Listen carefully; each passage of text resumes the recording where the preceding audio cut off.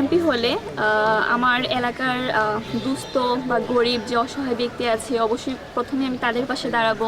এরপরে দেখা যায় যে আমাদের অঞ্চলগুলোতে বিভিন্ন অজপাড়াগা আছে, প্লাস হচ্ছে এখানে মানুষ আপনার হ্যাঁ দরিদ্র, এরপরে হচ্ছে রাস্তাঘাটের অবনতি, এগুলো আমি অবশ্যই উন্নত করার চেষ্টা করব।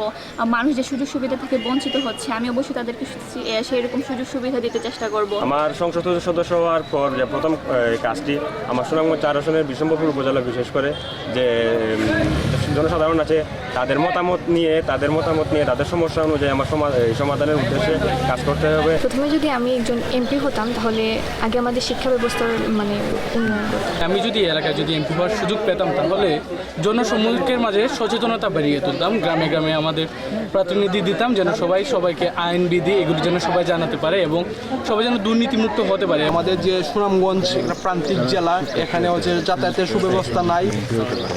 সেখানে কি আমাদের দমকল বাহিনী যে যন্ত্রপাতি আছে, যে যানবাহন আছে, সেটা বিভিন্ন জায়গায় পৌঁছাতেই পারে না। অনেক হাওর এলাকা, কোনো জায়গায় মাটির এলাকা গাড়ি যাতায়াত করার সুযোগ নাই।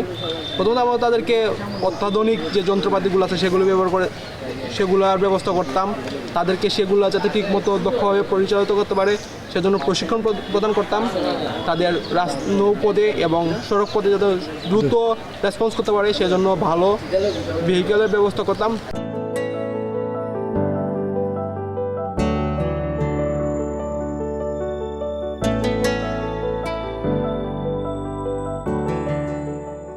নারীদের উন্নয়নে আমি ফার্স্টে নারীদেরকে দক্ষ একজন নাগরিক হিসাবে গড়ে তোলার জন্য তাদের নিরক্ষরতা দূর করব এবং দক্ষ নাগরিক হিসাবে গড়ে তুলব। যদি আমি ভবিষ্যতে এমপি হই তাহলে আমার সর্বপ্রথম যে উদ্দেশ্য থাকবে আমাদের গ্রামের তরুণীদের নিয়ে তাদের বেকারত্বের হারটা কমানো। আমি প্রথমে নারীদের ক্ষেত্রে বাল্যবিবাহ রোধ করব।